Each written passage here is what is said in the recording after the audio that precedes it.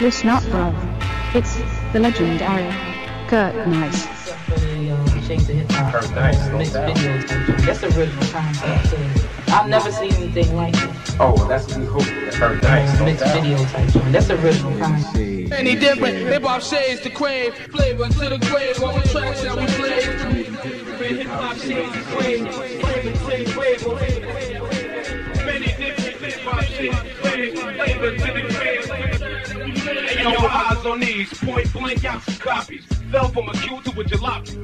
Big wheel, but ain't shit with a small bill. Me, I'm all real with balls still. I fuck with nice and skills and cheese on the wheels. Drop tapes and shop deals. Put shit on lock like EBs with back wheels. Mixtapes look like crack still. Your power park get closer too far. The camera's cheap. That niggas can't compete. My staff is too elite. Queen City Steve Chief of the Jeep Cherokee. Still a one straight from 117th and 9th. Life is trite, but skills is precise. Yo, I fuck with Kurt Nice, cause this shit is dumb nice. Best. On the track that we play, many different hip-hop shades to crave, flavor to the grave. On the tracks that we play, many different hip-hop shades to crave.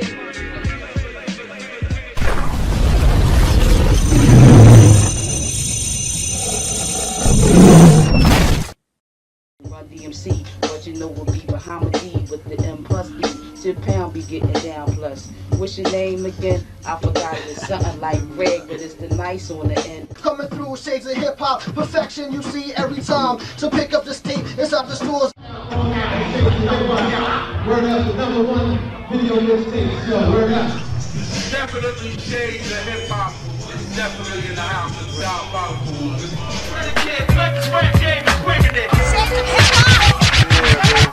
My man Kurt Nice, shades of hip hop. Hey, you know the flavor shades of hip hop. Different shades, man. It's not Gucci shades, not Chanel shades, not shades of blackness. It's shades of hip hop. See that is shade. That's why we call shades of hip hop. Thanks for the Kurt Nice, cause you know they wouldn't do no video for no skit, but shades of hip hop always underground, always keeping it real, and that's one love again. Some niggas in the dirt twice when I'm on shades of hip hop with Kurt Nice. Doing this live for my nigga Kurt.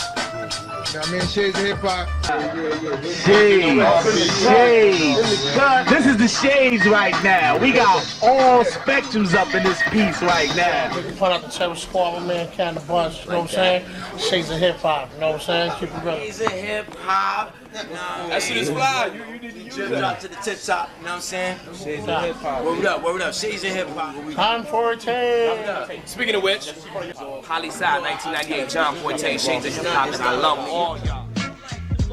Shades of hip hop can make a nigga famous. Many different hip hop shades to crave. Flavor to the grave over tracks that we blaze. Many different hip hop shades to crave. Flavor to the grave over tracks that we blaze. No lights or cameras, action, women to smoke. Sign artist freestyle, plus them niggas just roll. Best of both worlds, underground to the top. Interviews with crews, the honeys by the plot. We blaze the thick blocks, the shades of hip hop. To them niggas that bit, keep your eyes off our dick. Can catch the milk spit and watch it get drip. While you stressing, I'm landing some silk shit. Via satellite, local raps attack. Visual tracks, putting shades on the map. Stat for 9-9, Malgall, fade to black. Fade to black, yeah. Many different hip hop shades to crave. Flavor to the grave over tracks that we blaze. Many different hip hop shades to the grave over tracks that we blaze. Listen up, bruv. It's the legendary Kurt Nice. Raw Deal Rap Show. Thank you, Curtis. My name is Shi Yanming. I'm a 34th generation Shaolin Temple monk. Welcome watching Shades of Hip Hop. Yes. Shades of hip hop, baby. Shades of hip hop. Kurt Nice, no Mixed doubt. video type joint. That's original concept too. Alright. Niggas see a shades of hip hop tape. Me personally, I wanna hear nigga cursing on your shit. Shades of hip hop. You know what I'm saying? I like that because we get to say just what the fuck we want to say. Of course. Underground raw. She said no cleaning it up. Ain't none of that censored, that stupid shit. That beep. Every time nigga fuck it, wanna say it's mine. Fuck it. Pardon me. We represent by the drop. Alright, it's shades of hip hop. Shades of hip hop. I like that niggas be raw. You know what I'm saying? Straight gritty. You know what I'm saying? Straight dogged, rugged. I I like it. Yo, what up, what up, what up? This is Big Rup, 1/2 of Helter Skelter, 1/5 of the Fab Five, with my nigga Aguilar, 8 off this ass. Yo, I mean, like, yo, it's like, yo, shades of hip hop, you know what I'm saying? My shit it drop like rain with every shade of hip hop. Spit your love if it's hot and fuck it if it's not. I make niggas see bitches say I can't figure me. Tell my future through my history, vividly breathe divinity lyrically. Scholars in the game consider me a star falling on this industry. Y'all gon' remember me, my laws prepared for war. And be sure how I walk surround niggas like the walls of a mall. And you gon' see half the picture after I chew fat with you. I grab pieces like watching Shades of Hip Hop. My words is like caps if they hit you. If niggas wanna take it, then I keep the idea. I make it physical. The game got my brain fucked up from all the changes. I used to want big wheels, now it's Pizzies and Rangers. Fans can't quarter my life to blow it up and frame it. Shades of hip hop can make a nigga famous. Many different hip hop shades to crave. Flavor to the grave over tracks that we blaze. Many different hip hop shades to crave. Flavor to the grave over tracks that we blaze. Shades of hip hop. Yeah, let my man go. Shades of hip hop. Shades of hip hop. Shades of hip hop. Shades of hip hop. Shades of hip hop. Shades of hip hop. Shades of hip hop.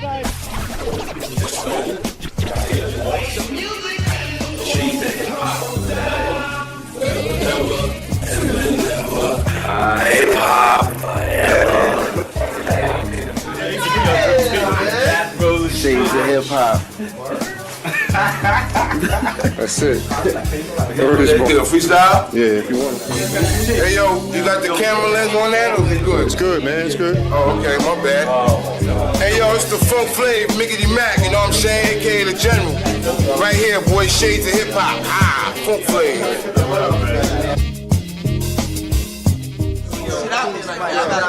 DMX, John 14, Big Punisher right here, Shades of Hip Hop. 9-8, Planet of the Queens, nigga. Whoa. Video mixtape, Shades of Hip Hop.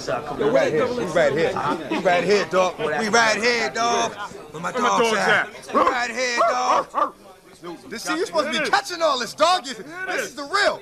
You know, you don't want the perform shit, the rehearse shit. Me and DMX, whether jeans or suit on. What? With the lip long. Yes. Get charged what? The X was cool. I had met him a couple times before. He was like, yeah, right, what else is cool? Yeah, dog. Hey, yo. That's my dog.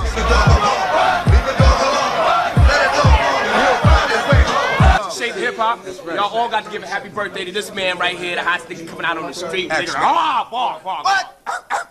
DMX, you know what I'm saying? El Capitan, Don John Forte, Refugee Camp, Brownsville, another Cannabis, Punisher, Mike G, Most Def, Most Def. 98. Where's my graduates, alumni? Where's my dogs at, baby? One love to all the Sagittarians in Yes, the crib. yes.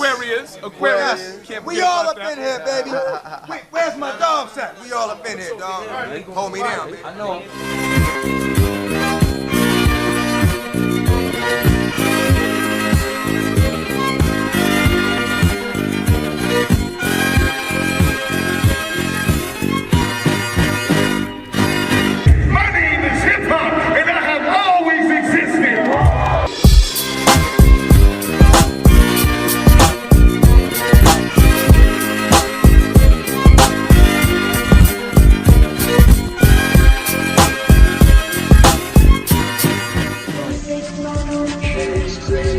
That is real hip hop, you know what I mean? It's that real hip hop, it's like Shades of Hip Hop, you know what I'm saying? Keep that same shit that you known for. Y'all known for motherfuckers getting on y'all shit and say motherfucker, fuck shit, bitch, motherfucker, suck dick. Y'all known for that shit, you know what I'm saying? Alright.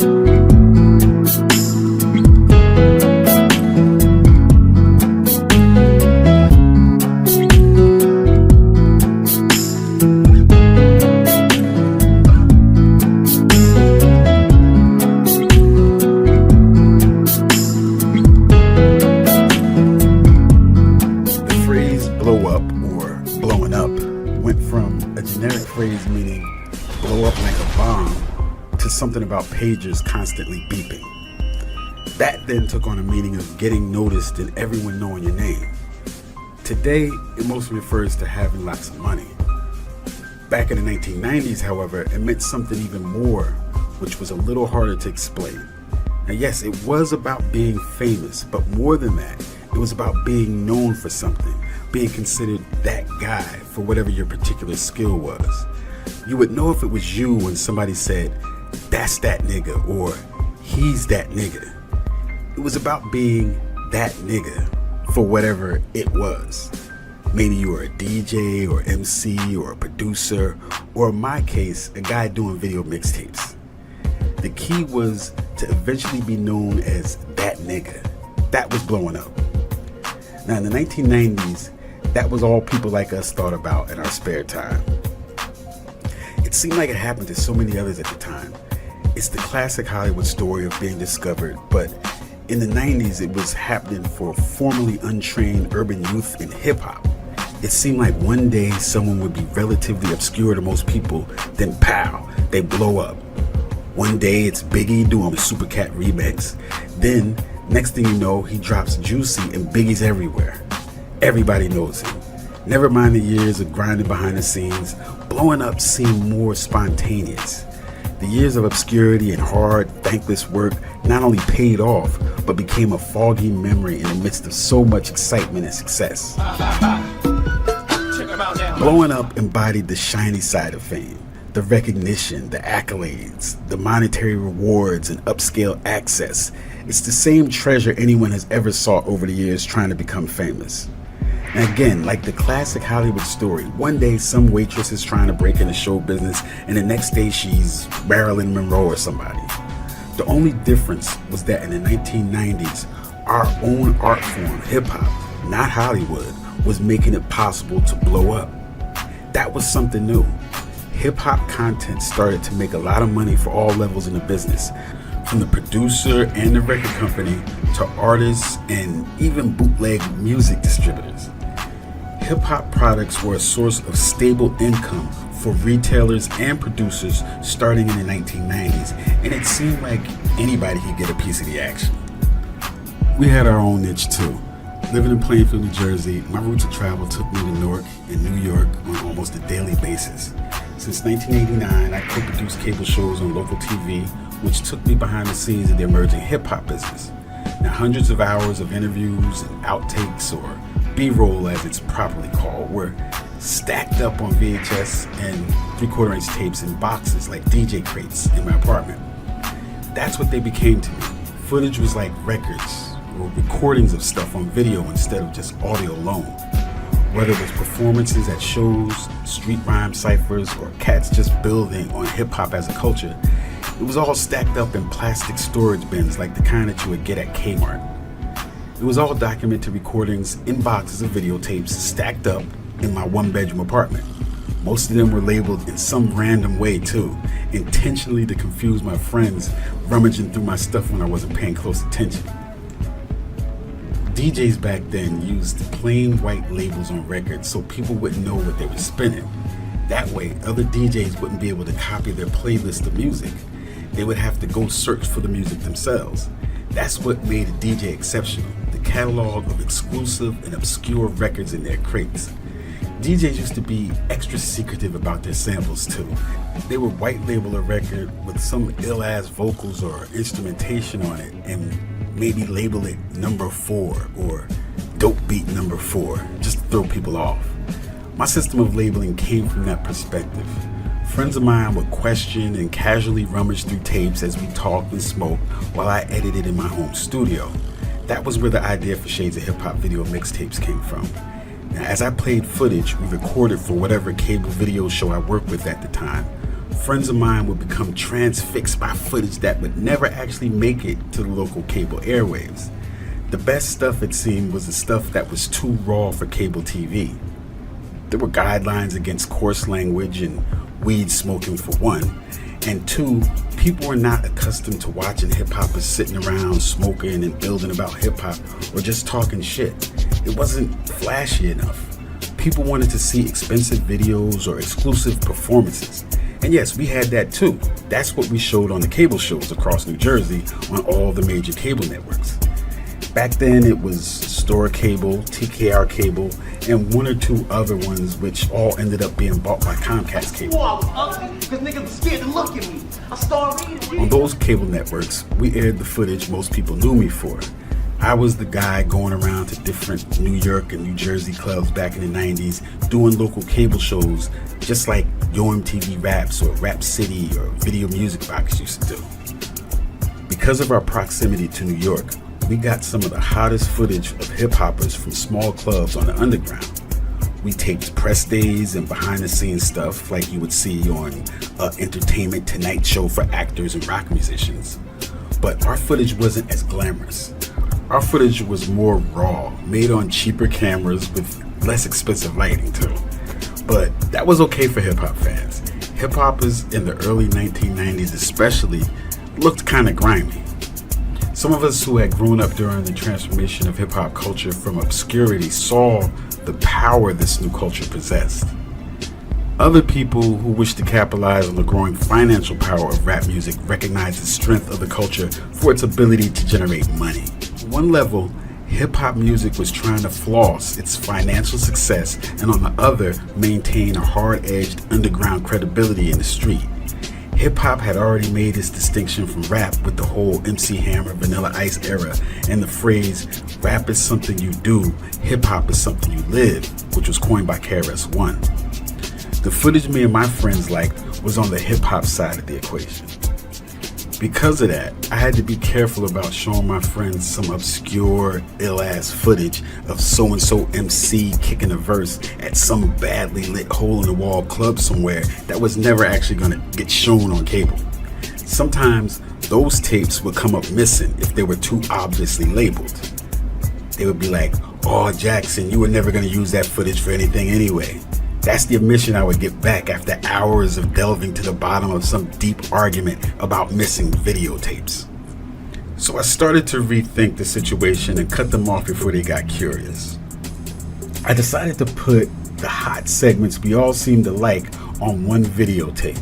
Then, if friends wanted to borrow a tape, I could let them, or better yet, they could just buy it for $10 and they wouldn't have to give it back at all.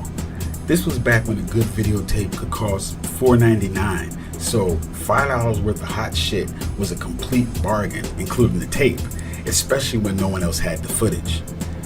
This was all the stuff that would never be on cable TV anyway. It was raw, uncensored, unscripted, and real life everyday reality, something you really didn't see on TV much back then. By 1992, when The Real World debuted on MTV, we had already been mimicking Ralph McDaniel's Video Music Box by taping in all the local spots around New Jersey and then airing it on local cable. However, most of that footage never aired on cable.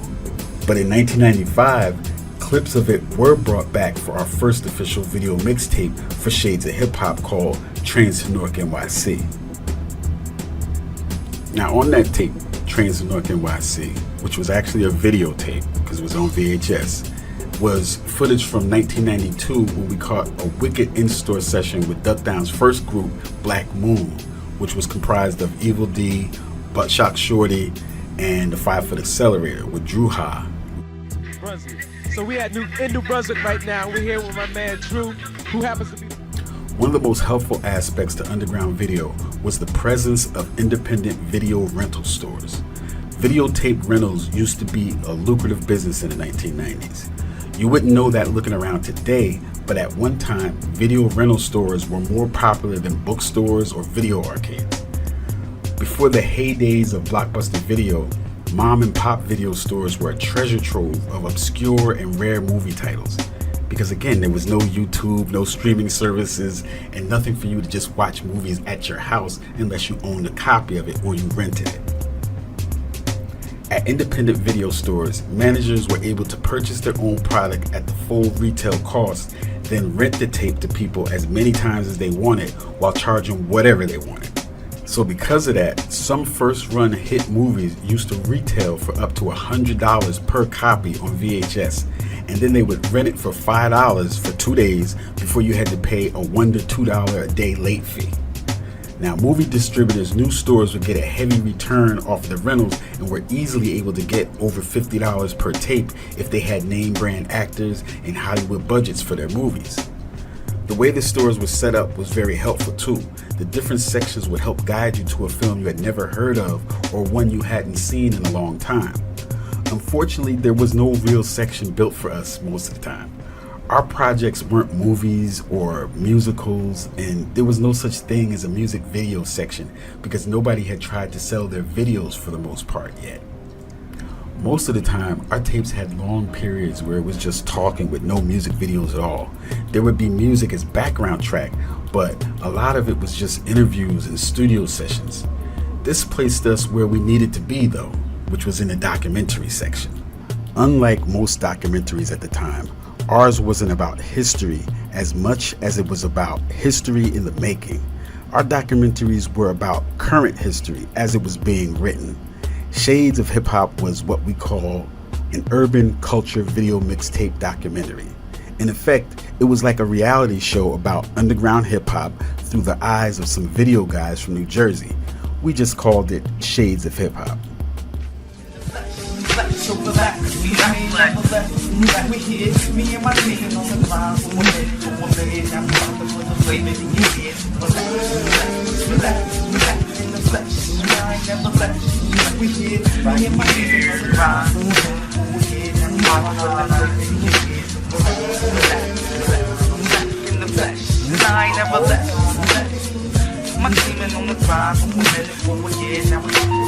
It's funny now that I can sort of take pride in being a hip-hop nerd in the 1980s and 1990s. Back in the day, the strange tech guys that were into video and hip-hop like myself were an eclectic bunch. Some of us wore glasses, dressed weird, and all shared a love of documenting hip-hop culture. Recording everyday street life, or better yet, all down, candid moments with familiar hip-hop faces was something new in the 1990s because video technology wasn't as accessible. Among the hours of tape I recorded during that time are some classic pieces that have embedded themselves in the fabric of the culture. One of those sessions deserves special consideration because it may be a singularly unmatched piece of hip-hop history. It will also allow me to finally pose the question, is the Shades of Hip Hop Cypher the best recorded rhyme cypher in hip-hop history? Every December, I reminisce on one of my favorite memories in hip-hop. This past December, I finally realized how to classify that moment. Now, sometimes I flirted with the idea that I lucked out and recorded the best cypher in hip-hop history, but it wasn't exactly that. The one I recorded, I considered to be the number 2 cypher in hip-hop history. The best cypher in hip-hop history was the one many still might not have actually even seen. It was from the finale of the Arsenio Hall show. Now, the eclectic group of MCs he had on stage, all in their prime condition, will never be matched again. It featured Yo-Yo, MC Light, Tretch, Fife, Q-Tip, Chip Fu, CL Smooth, Guru, Das Effects, Jizza, KRS-One, and Mad Lion. Now, admittedly, the mic quality and the caliber of the rhymes may not have been the best, but at the same time, it was revolutionary on a whole different level. Arsenio Hall allowed regular underground MCs to populate his performance section long before it was wise to do so on mainstream TV. That's part of the reason why it's the number 1 cypher in hip-hop history. Now, the cypher I recorded was much more intimate and personal. On the level of talent and significance of the rhymes, it was top-notch and may be considered a number 1. But the place where it's really number 1 is the fact that I just realized. The rhyme cypher I recorded is just one part of the dopest one-camera shoot in the history of hip-hop culture. Now, when you realize the video you see and the angles you get, from the start of the conversation to the end of the cannabis rhyme, is all one long shot from one camera, you know just how unique this footage actually is.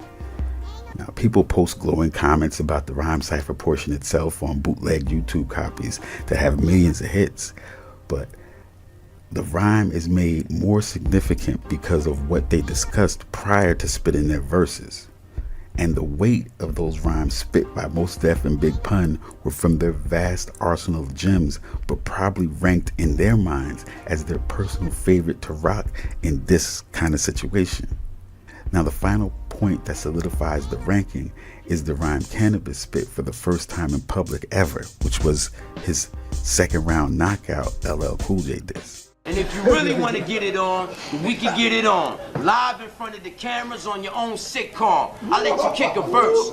Fuck it, I'll let you kick them all. I'll even wait for the studio audience to applaud. Clap, clap. Now watch me rip the tap from your arm. Stick you in the groin, kick you in your Vanguard Award. Snatch your Vanguard Award in front of your mom, your first, second, and third born. Make your wife get on the horn, call Minister Farrakhan.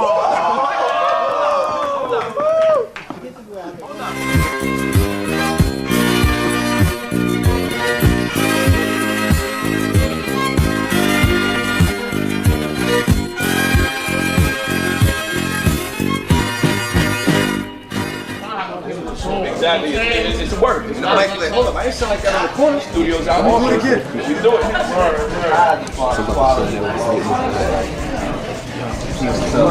do it without me. The best you can do. The best you can do. Without respect.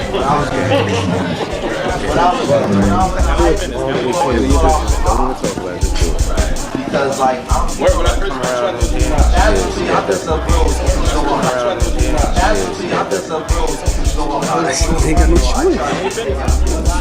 but I'm a passionate individual.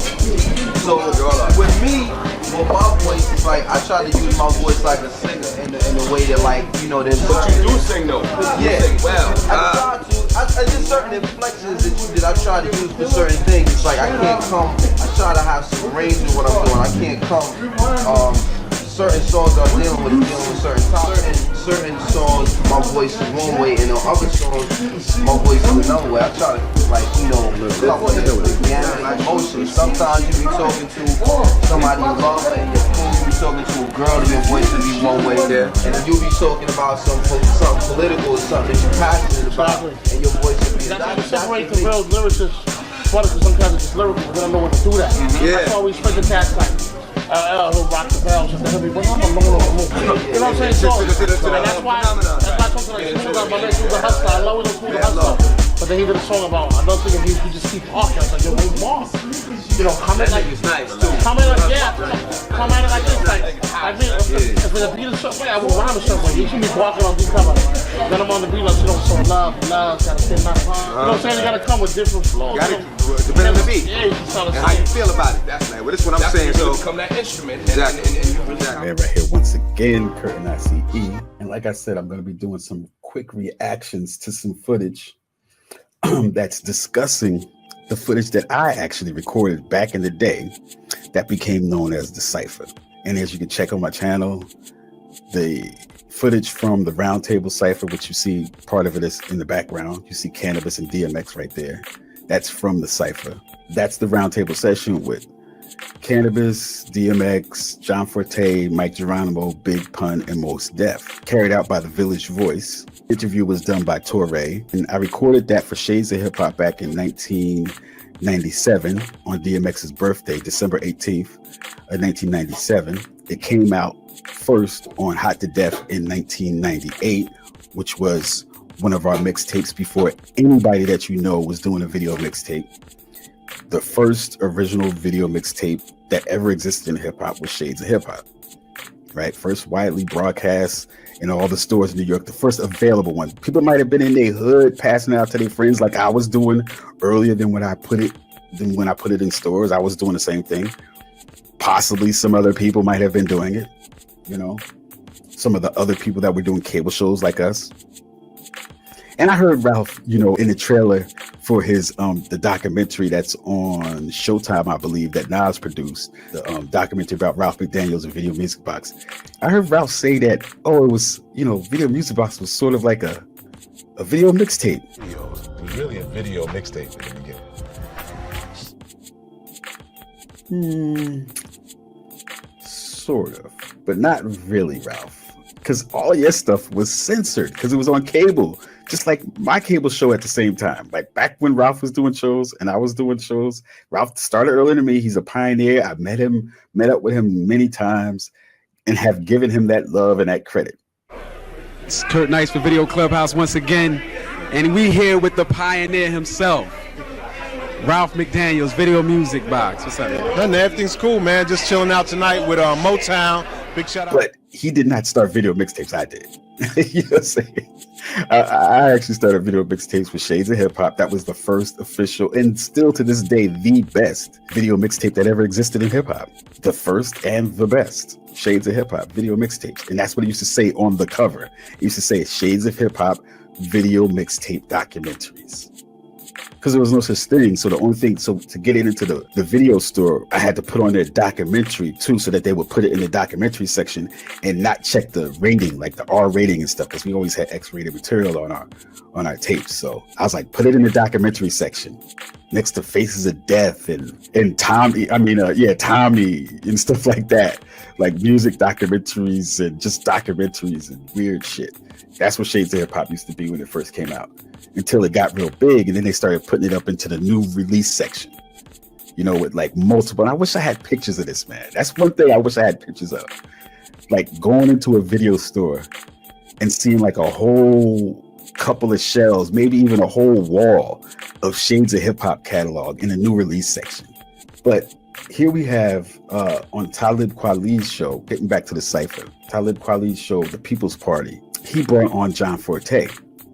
And as you guys know, if you follow me on this channel, you know that I told you the way that I actually ended up recording the Cypher was because I was doing promotion for John Forte. His people got in contact with my man, Marcus Blasingame. He's a stylist. Shout outs to him. He does a lot of dope stuff. He got in contact with Blast, right? And then Blast called me on the three-way with John Forte on the phone. So John Forte called Blast. Blast called me. So now we're all on a three-way. And he's like, yo, I want to do some promotion. I want to be on Shades of Hip Hop. I'm about to come out with an album. This is the end of 1997, going into 1998. That's when he was about to drop his debut album. All right. He was working with the refugee camp and all of that.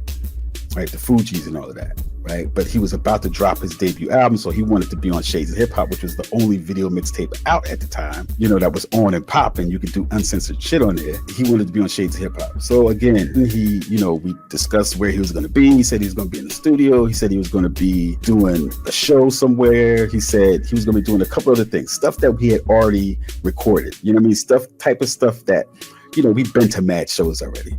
We've been to mad studio sessions already. You understand? So I was like, no. I wanted to see the scope of what he was saying he was going to do. Then he brought up the Village Voice interview with Torre, right? He said, I'm going to be doing an interview with Torre, freshman class, people that's about to drop albums this year. We're going to be doing an interview section at this cafe in New York coming up like next Tuesday or some shit. So I was like, that sounds interesting. I was like, who's supposed to be there? He's like, there should be a bunch of people there, you know, maybe Cannabis, Big Pun, DMX might be there, Because at that point, they only had singles and stuff out. Nobody had an album out yet. Cannabis hadn't dropped Second Round Knockout yet. DMX hadn't dropped 2 platinum albums yet. He just had a couple of singles like Get At Me Dog and something else was out. I think he had Stop Being Greedy. It just came out. Pun had just dropped a couple of singles. He didn't drop his album yet. I'm Not a Player. He had dropped that and a couple of stuff, some stuff with Joe, but no album yet. Mos Def had never dropped an album yet. So you just heard of him messing with Daylight. You just knew who Mos Def was, you know what I'm saying?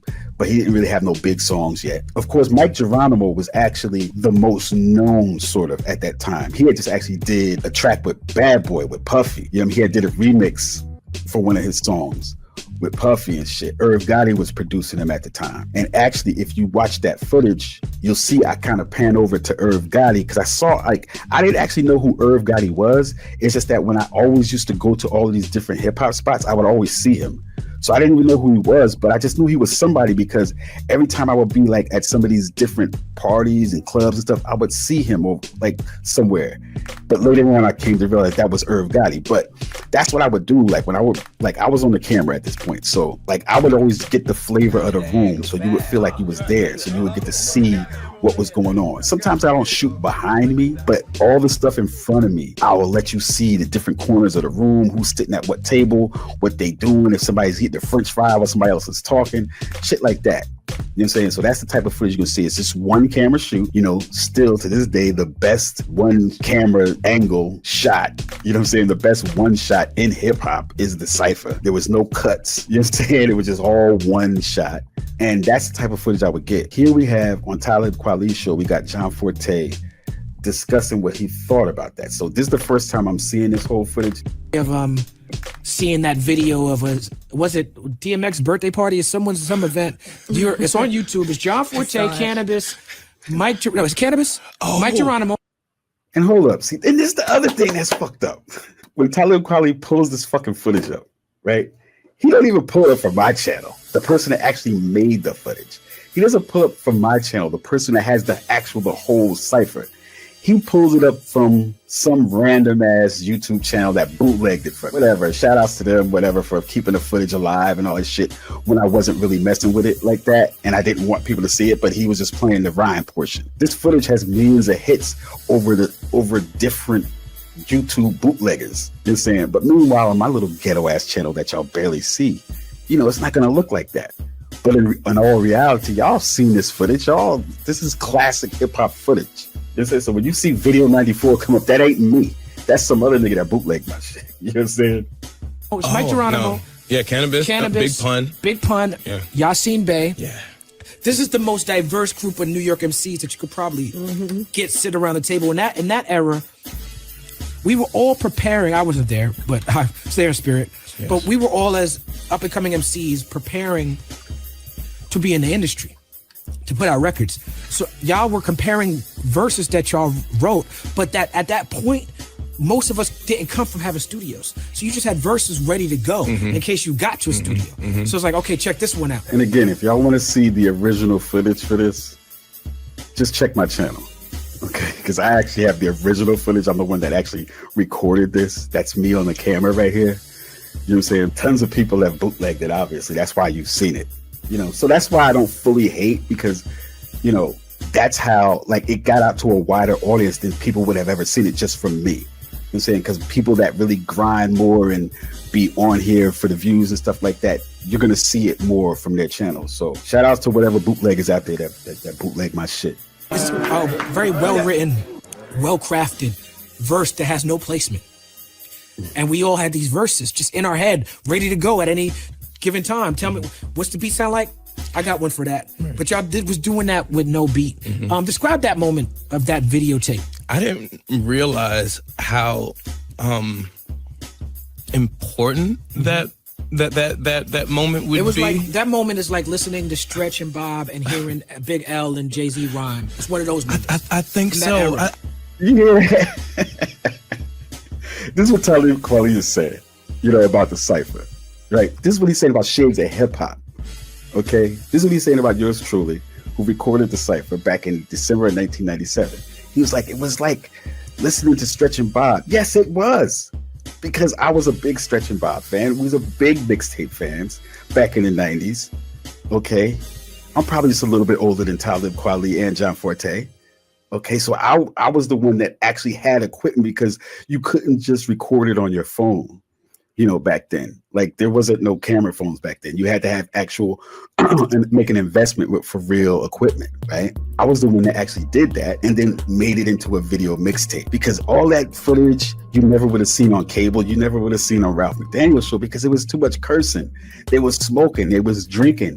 We couldn't play that kind of stuff on cable back then. So that's why I started doing video mixtapes, all right? So that people could hear that rawness that they heard on Stretch and Bob. So that people could hear that rawness that they heard on mixtapes. So that they could see it. So they could see the atmosphere of what was going on. So that they could feel the vibe and the culture of hip hop. You know what I'm saying? They could see what people was doing out in the street that was listening to hip hop. They could see the artists on the all down situations when they wasn't like even in the studio, or they wasn't on stage somewhere, you know, doing a real professional, like, well, that they wasn't doing an interview, but that, as you see, that wasn't like, that was a newspaper interview.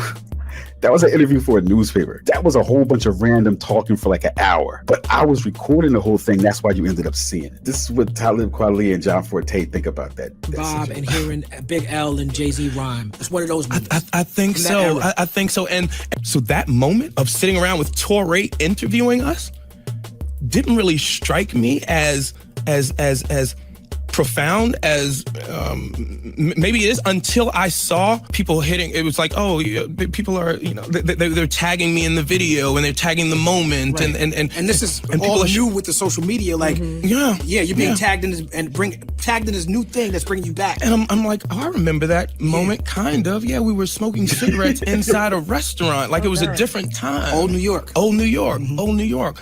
Like 2 o'clock in the afternoon, maybe even 11.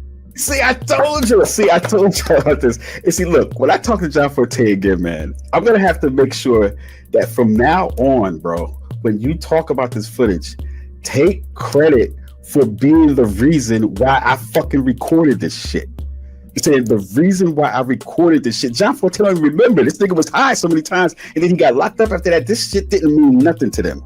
When they recorded it, when it was doing a normal Village Voice interview, it would have just been that, and it would have never gone nowhere. You never would have saw that shit ever again. You know what I'm saying? There was plenty of times, right, where you do, where artists like that was doing interviews with the Village Voice and these different local newspapers. Like Village Voice was a local newspaper in New York. I don't even know if they're out anymore because newspapers are pretty much dead, but listen, back then you would do an interview like that and it would come out and you would never even think about that shit ever again. But the difference is because Shades of Hip Hop recorded it and put it on the best first original video mixtape in hip hop. And that footage has survived until this day, and it's still one of the best ciphers, especially acapella.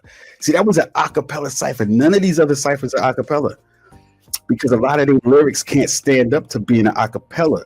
It don't sound as dope with no beat. That's how you know who's the rhymers and who's not, because a lot of y'all get mesmerized by the beat and then y'all say something is dope. But meanwhile, what these niggas was actually saying, is what rap was supposed to be about. It's about the lyrics. You say, but again, that moment became something else because it was recorded on Shades of Hip Hop video mixtapes and people bootlegged it. That's the other reason, because people bootlegged the hell out of it and they was playing it because it wouldn't technically have been as big if they didn't bootleg. And then everybody just put that shit on social media and shit. But yeah, John Forte, when you fucking talk about this shit in the future, you're gonna have to take credit for the reason why we recorded the whole shit. The reason why that footage exists is because John Forte called my man that was working with Shades of Hip Hop, Marcus Blassigame at the time, and he called for us to do publicity for him. And that's why I went there, was because of John Forte. Maybe 6 months later to a year later, he got locked up and went to jail for like 7.5 years. You know what I'm saying? So, all that shit became a fond memory. That shit was pushed out of his mind. You know what I'm saying? And we were smoking cigarettes inside a restaurant, like it was a different time. Old New York. Old New York. Old New York. It was like 2 o'clock in the afternoon, maybe even 11 a.m. I don't know, but yes, it was an afternoon. We were drinking and smoking, and we were. It was the afternoon on a Tuesday. It was like an off-ass day. It was a regular, just like little restaurant, Match Cafe restaurant. I don't think they exist no more. They don't. I looked them up, but they don't exist no more. There's a little side cafe. We went to like 4 or 5 other different spots before we even got there, because the other spots was like, hell no, y'all ain't bringing all them Negroes up in here. We got kicked out like of 2 places. And then the third spot, I think, was like, that was the Match Cafe. And then people was in there, and then it was still like the maitre d' and them didn't want us in there. So I slipped the maitre d' like $30, $40. You know what I'm saying? I gave him like $30, $40, like, yo, here, let me turn the light on and just record these cats for about 15 minutes. Now that 15 minutes turned into an hour, but I had already paid the dude. And then if he had started to stop the shit, there was a whole bunch of people up in there already. It would have been kind of ugly. It was a dark ass cafe until I turned my fucking camera light on. That shit was like, I think I had a sun gun at that time. That shit was bright as hell, just so it could light up the whole area. So it was like a nice little cafe, like 2 o'clock in the afternoon and shit, like a lunchtime crowd, business people from New York. It was like Lower Manhattan. You know what I mean? Just all these like a little business crowd in that. And here we come with all these hip hop dudes smoking cigarettes, talking loud, and then rapping and shit. You know what I'm saying? This is back in the 90s. You dig? So it was a different time back there. just like they said. Like we were capable of greatness. Anything. We're going to go to Cannabis talking about the Cypher. All right. On the bootleg, what? I'm sorry. Take me back to that night from that Cypher. Right. Big Pun is one of my favorite ever. I mean, this is a crazy night in hip hop. DMX is there. I mean, you're there. Like, what do you remember about that night and those circumstances from that night? I remember that in that room, tense as it was because of what we all were trying to do in our own lives. We all wanted to come out, make our impacts, plant our flags in the ground, firmly make an impact in hip hop across the world. That's what we wanted to do. We were all American artists, right. Of course, coming from different lineages, right? And then everyone on the cusp of being the next big thing in rap. Right. And then ethnically, it was really spread out all throughout. It was spread out. It was a spread out round table, right? But in spite of how intense it was, what I distinctly remember was, as much as each one of us was willing to go hard with them rhymes and other things to make that statement, there was still complete love in that room. And you can look at it and tell like there was love for each other and respect for each. That's what you didn't see anything jump off in there that was like unbecoming of artists that are kind of like in their freshman role trying to get it popping. Like we showed love to each other in that, and there was no security there. We didn't need any extra. There was no hype man there. There was no squads. Nobody had a whole squad standing outside the door. That much I remember. I remember that there was love in that room, and the love, I think, was probably resonant because of the lyrical miracle ability, right? We all had that ability in there, so everybody respected one another's pen game, and we all knew consciously and subconsciously that we were kind of like all up against the same machine. We weren't up against each other. We were up against the same machine because we were trying to get something from the machine in order to go feed our little huskies and our munchkins and branch out. And once I show y'all the full Cypher, I'm gonna go into the details of what was going on at the time. And although Cannabis says that it was all love, I can point to a few little instances in particular that was a little tense. Like he said, it was a tense situation in there. And when we talk about the Cypher in full, I'm going to go into that more in depth. All right, I'm going to tell y'all what was really going on. You know what I'm saying? I'm going to pause the tape and I'm going to tell y'all what was really going on. I actually really want to do another documentary, Where Are They Now type of thing, and talk about people's careers and stuff that has transpired since we actually recorded that back in 1997. Everybody's life tells a different story, and mine just happens to be filled with a bunch of underground hip hop. My name is Kurt Nice, and I originated the first video mixtape series called Shades of Hip Hop back in the 90s. But some of the dopest experiences I had in hip hop came after that. Now, throughout the 90s, I was a graphic designer that worked for myself and other companies doing event flyers and CD covers and t-shirts and promotion for different artists and event planners.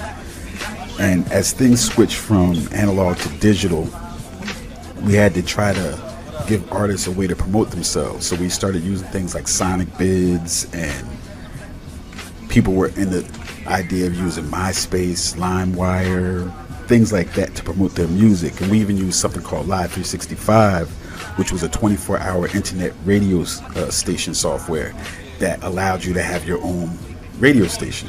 So we began doing that down at the store. And as we built this platform for artists to come promote their music, unsigned artists to get seen and heard, we started having building sessions and doing recording in the store, and people would generally like to hang out afterwards. So instead of doing everything at the store, people smoking and drinking and hanging out downtown in Newark, this is in the arts area before it became what it is now with the Prudential building and Rutgers buying the Haynes building. That was just an empty, abandoned building, and then just next to that was a big ass parking lot. It's all new, modernized buildings, and you have the whole center down there that Records promotes the hub down there.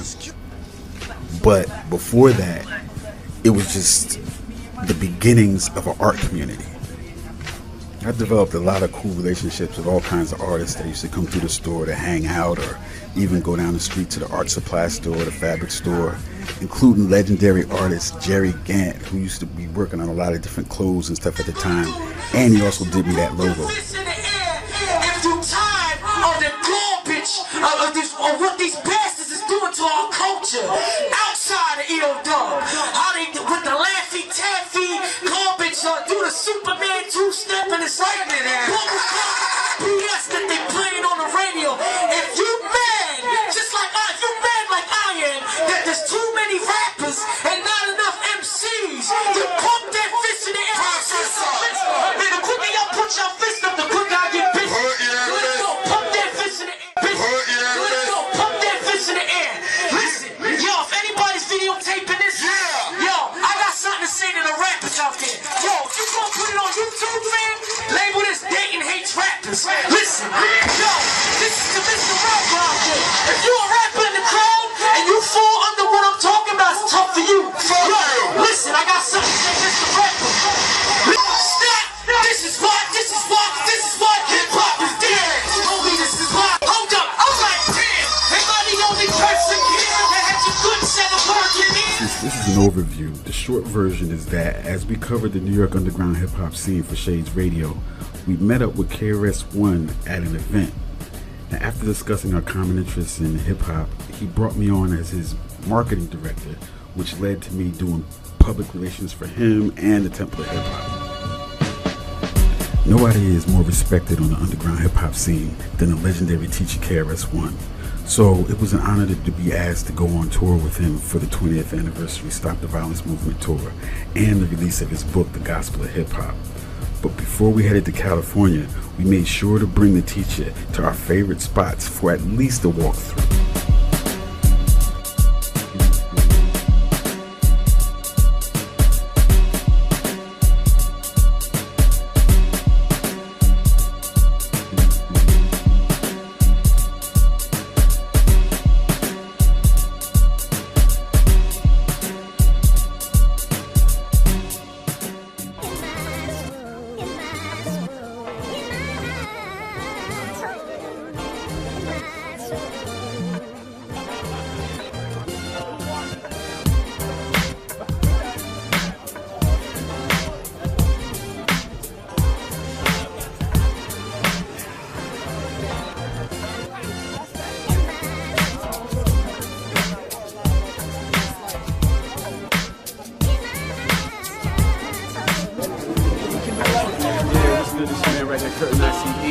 ShadesRadio.com. Stop the violence movement in effect in the building. Right here, 101 Avenue 8, the Pyramid. Black and brown, shot it from the mall. The empty out the door. So you master. Okay. Last verse. Okay. I'm zoning out real quick. Good. Village looking on the camera. We in front of the EO-Dub, 101 Avenue A, Lower East Side. You know what I'm saying? You see this grasshopper right here.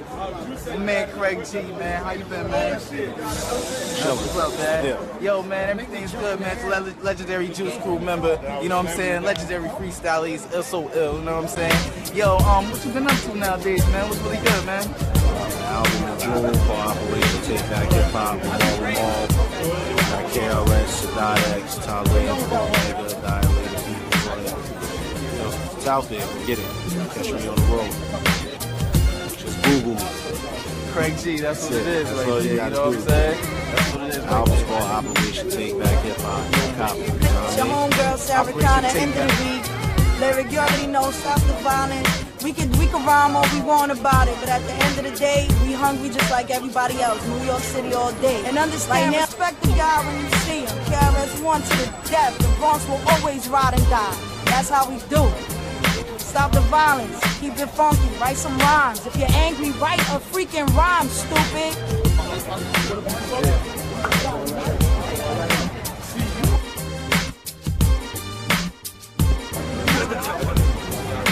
Yo,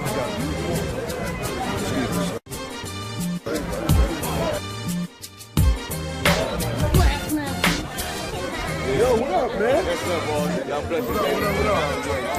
Get it started.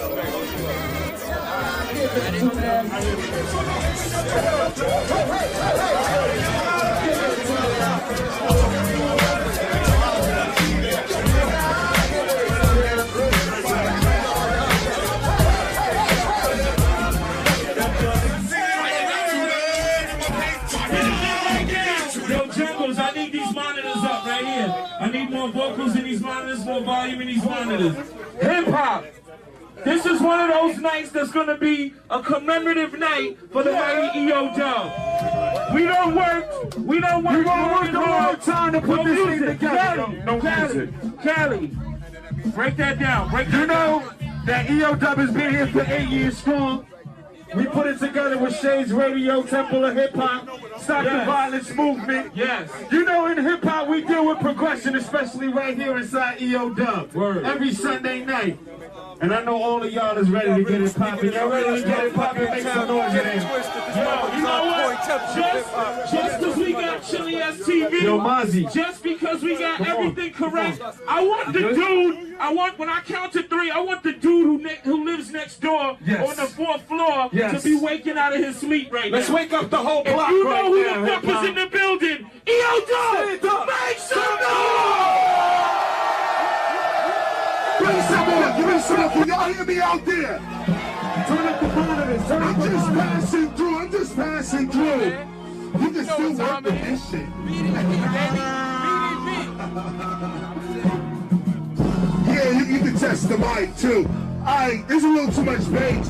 Damn, I never felt the floor rumble like this. Damn, this is hard shit. Turn the snare up, crack the snare a little bit. Crack the snare, listen y'all.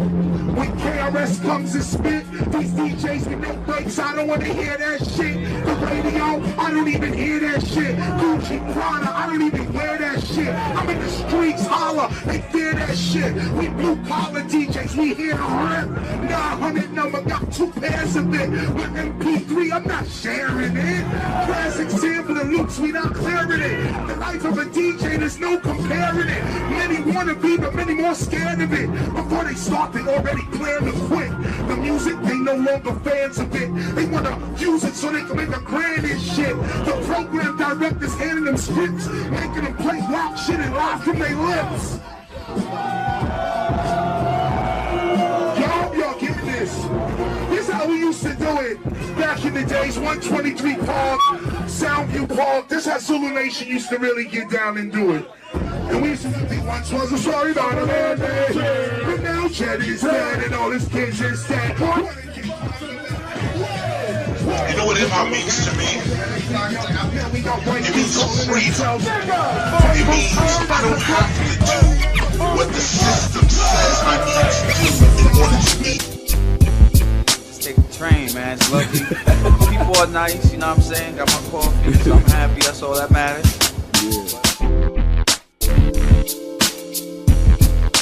Riding Amtrak, we've been through, I can't even count how many cities.